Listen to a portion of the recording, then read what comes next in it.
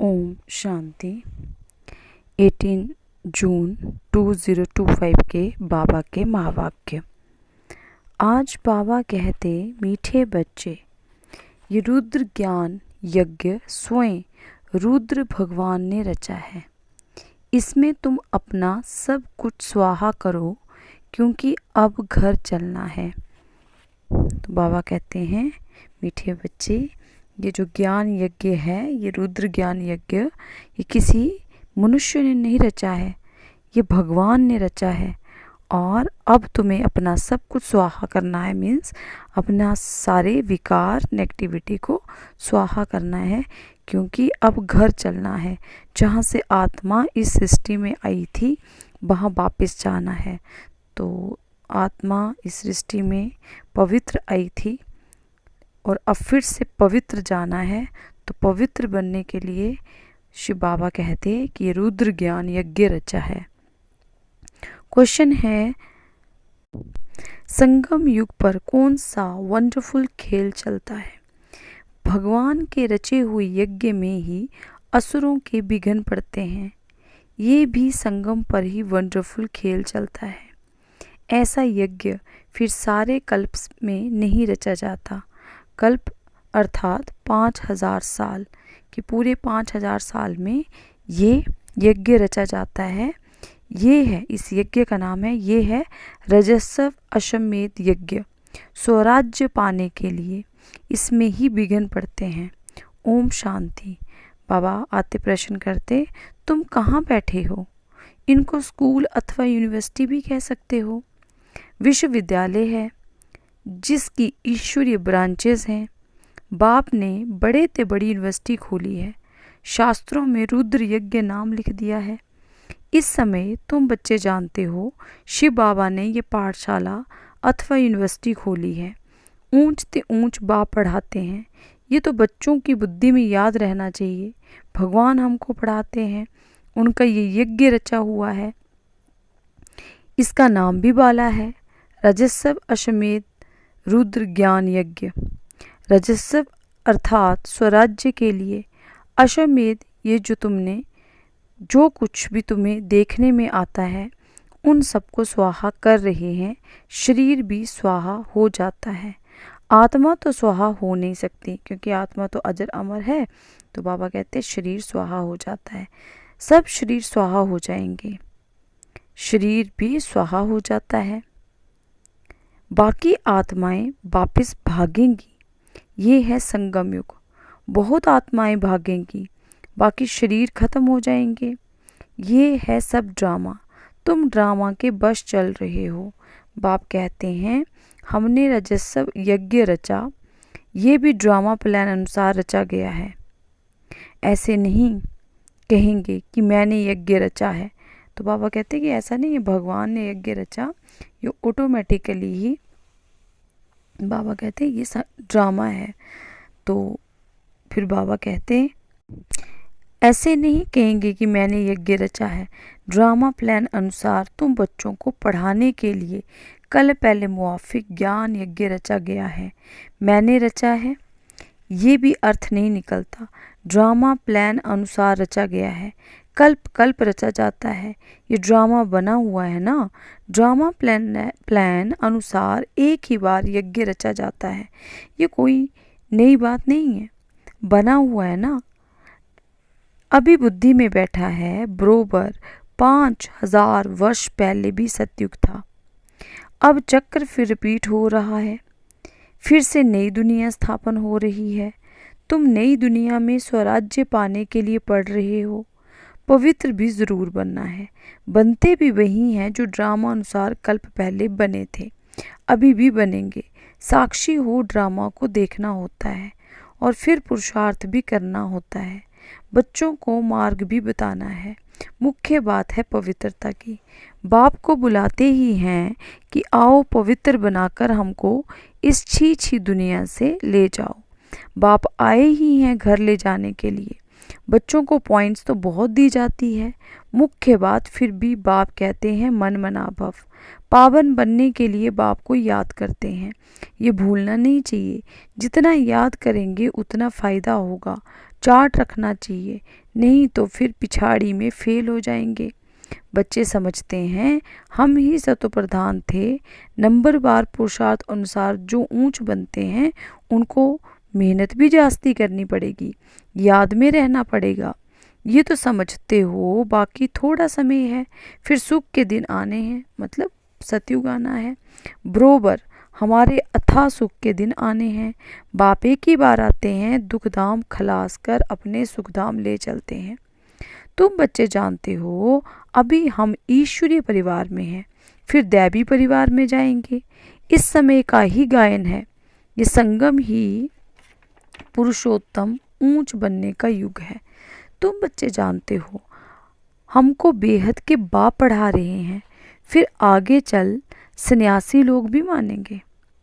ये भी समय आएगा ना, अभी तुम्हारा प्रभाव इतना नहीं निकल सकता।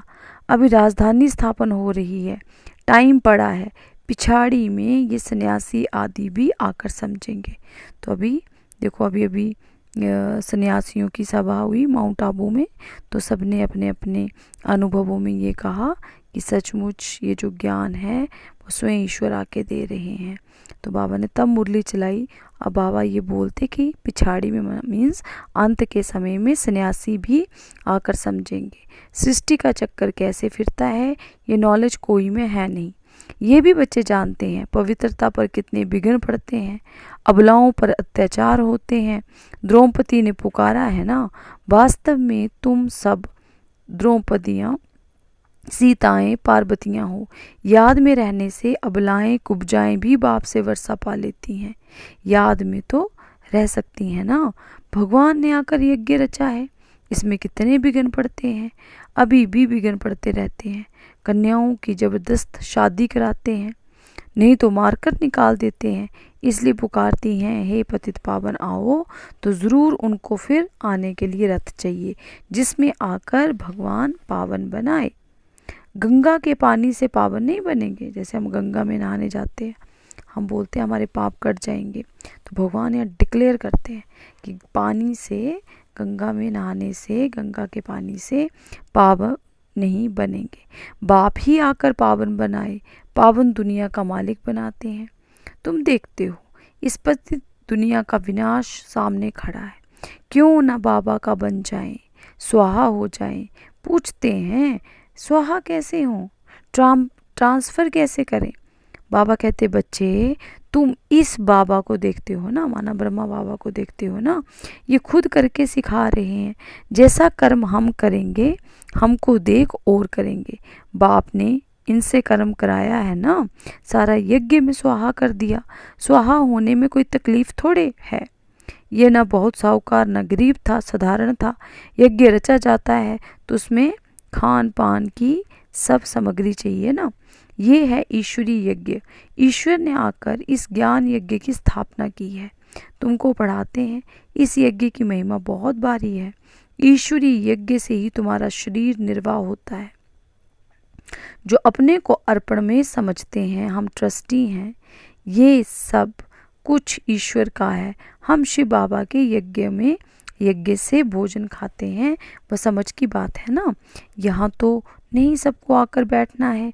इनका सैंपल तो देखो, माना ब्रह्मा बाबा का सैंपल तो देखो कि कैसे ब्रह्मा बाबा ने सब कुछ स्वाहा किया। बाबा कहते हैं जैसा कर्म ये करता है, इनको देख औरों को भी आया। बहुत ही स्वाहा हुए, जो जो हुए वो अपना वर्षा लेते हैं। वृद्धि से भी समझा जाता है। तो बाबा कहते बुद्धि से भी समझा जाता है। आत्मा तो चली जाएगी, बाकी शरीर सब खत्म हो जाएंगे। ये बेहद का यज्ञ है, इनमें सब स्वाहा होंगे। जैसे स्थूल यज्ञ होते हैं तो जो भी उसमें सामग्री डालती है स्वाहा हो जाते हैं। तो बाबा कहते पूरी सृष्टि में यज्ञ चल रहा है, वो सारे शरीरों की आहुति जाएगी और सारे शरीर उसमें स्वाहा हो जाएंगे। तो बच्चों को समझाया जाता है कैसे बुद्धि से स्वाहा और नष्टो महा बन जाओ। ये भी जानते हो ये सारी सामग्री खाक हो जानी है। कितना बड़ा यज्ञ है, वहाँ फिर कोई यज्ञ नहीं रचा जाता, ना कोई उपद्रव होते हैं। ये सब जो भक्ति मार्ग के अनेक यज्ञ हैं वे सब खत्म हो जाएंगे। ज्ञान सागर एक ही भगवान है, वही मनुष्य सृष्टि का बीज रूप सत्य चैतन्य है, शरीर तो जड़ है, आत्मा ही चैतन्य है, वो ज्ञान सागर है। तुम बच्चों को ज्ञान सागर बैठ पढ़ाते हैं, वे सिर्फ गाते रहते हैं और तुमको बाबा सारा ज्ञान सुना रहे हैं। ज्ञान कोई बहुत तो है नहीं, वर्ल्ड का चक्कर कैसे फिरता है ये सिर्फ समझाना है। यहाँ बाप तुमको खुद पढ़ा रहे हैं, कहते भी हैं साधारण तन में प्रवेश करता हूँ, भागीरथ भी मशहूर है। ज़रूर मनुष्य ही होगा जिसमें बाप आएगा। उनका एक ही नाम चला आता है शिव, और सबके नाम बदलते हैं, इनका नाम नहीं बदलता। बाकी भक्ति में अनेक नाम रख दिए हैं। यहाँ तो है ही शिव बाबा। शिव कल्याणकारी कहा जाता है, शिव का अर्थ होता है कल्याणकारी। भगवान ही आकर नई दुनिया स्वर्ग स्थापन करते हैं तो कल्याणकारी ठहरा ना। तुम जानते हो भारत में स्वर्ग था, अभी नरक है, फिर स्वर्ग जरूर होगा। इनको कहा जाता है पुरुषोत्तम संगम युग। जबकि बाप खवैया तुमको इस पार से उस पार ले जाते हैं। ये है पुरानी दुख की दुनिया, फिर जरूर नई दुनिया होगी। लेकिन बाबा कहते ड्रामा अनुसार, जिसके लिए तुम अभी पुरुषार्थ करते हो। बाप की याद ही घड़ी घड़ी भूल जाती है, इसमें है मेहनत। बाकी तुमसे जो विकर्म हुए हैं उनकी सजा कर्म भोग के रूप में भोगनी पड़ती है। कर्म भोग अंत तक भोगना ही है, ये भी बाबा ने बोल दिया कि कर्म भोग अंत तक भोगना ही है, उसमें माफ़ी नहीं मिल सकती। ऐसे नहीं बाबा क्षमा करो, कुछ भी नहीं, ड्रामानुसार सब होता है, क्षमा आदि होती ही नहीं। बाबा की 2 दिन पहले की मुरली में भी बाबा ने बोला था कि बाबा, जब हम बोलते हैं बाबा सॉरी क्षमा कर दो, तो बाबा कहते हैं ऐसी कोई चीज़ है नहीं, हिसाब किताब चुकतू करना ही है, तमो प्रधान से सतो प्रधान बनना है। इसके लिए श्रीमत भी मिलती है, श्री श्री शिव बाबा की श्रीमत से तुम श्री बनते हो। वाह, क्या बोला बाबा ने, श्री मीन्स श्रेष्ठ, श्रेष्ठ श्रेष्ठ शिव बाबा की श्रीमत से तुम श्री बनते हो। ऊंच ते ऊंच बाप तुमको ऊंच बनाते हैं, तुम अभी बन रहे हो, अभी तुमको स्मृति आई है। बाबा कल्प कल्प आकर हमको पढ़ाते हैं, आधा कल्प उनकी प्रालब्ध मिलती है। सृष्टि चक्र कैसे फिरता है उस नॉलेज की दरकार नहीं रहती, कल्प कल्प एक ही बार आकर बतलाते हैं कि सृष्टि का चक्कर कैसे फिरता है। तुम्हारा काम है पढ़ना और पवित्र बनना, योग में रहना है। बाप के बनकर और पवित्र नहीं बनेंगे तो 100 गुना दंड पड़ जाएगा, नाम भी बदनाम हो जाता है। गाते भी हैं सतगुरु का निंदक ठोर ना पाए। मनुष्यों को पता है नहीं कि ये कौन है, सत बाप ही सतगुरु सत टीचर होगा ना, तुमको पढ़ाते हैं वो है सच्चा सतगुरु भी है। जैसे बाप ज्ञान का सागर हैं, तुम भी ज्ञान के सागर हो ना। बाप ने तो सारा ज्ञान दे दिया है, जिसने जितना कल्प पहले धारण किया है उतना ही करेंगे। पुरुषार्थ करना है, कर्म बिगर तो कोई रह ना सके। कितने भी हठ योग आदि करते हैं वे भी कर्म है ना, ये भी एक धंधा है आजीविका के लिए। नाम होता है, बहुत पैसा मिलता है, पानी पर आग पर चले जाते हैं, सिर्फ उड़ नहीं सकते हैं, उसमें भी पेट्रोल आदि चाहिए ना, लेकिन इनसे फ़ायदा तो कुछ नहीं है। बाबा कहते पावन तो बनते नहीं। साइंस वालों का भी रेस है, उनकी है साइंस की रेस, तुम्हारी है साइलेंस की रेस। तो साइंस मीन्स जो लॉजिकल माइंड्स के लोग हैं उनको किस चीज़ की रेस है, बाबा कहते उनको है साइंस की, और तुम्हारी है साइलेंस की। तो बाबा कहते हैं जो बच्चे, बाप जो ज्ञान के सागर हैं, तुम भी फिर ज्ञान के सागर हो ना। बाप ने तो सारा ज्ञान दे दिया, जितना जितना कल पहले धारण किया उतना ही करेंगे। पुरुषार्थ करना है, कर्म बिगर तो कोई रह ना सके।